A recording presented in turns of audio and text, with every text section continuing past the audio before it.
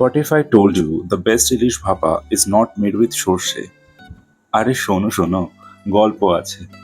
ইলিশের পোকা আমি সেই 4 বছর বয়স থেকেই, যতদূর মনে পড়ে।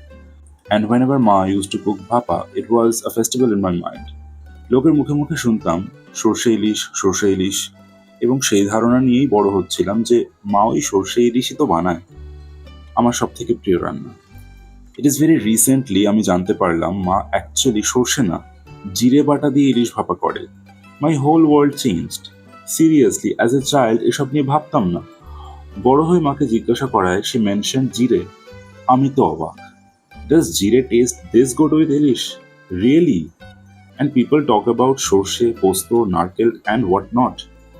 তোমরা প্লিজ একবার জিরে বাটা দিয়ে সর্ষে ভাপিয়ে দেখো, সাথে একটু কাঁচা লঙ্কা বাটা, নুন, হলুদ আর সর্ষের তেল।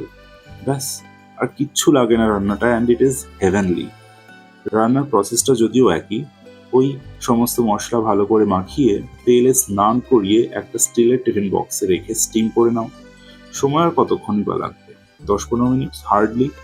রান্না হয়ে গেলে গন্ধ তুমি বাড়ির ত্রিসীমানা থেকে এমনিই পাবে। তারপর গরম গরম ভাতে পরিবেশন, এক টুকরো স্বর্গ। আহ, তাহলে যদি ট্রাই করেই থাকো, আমার জানাতে অবশ্যই ভুলো না। টাটা।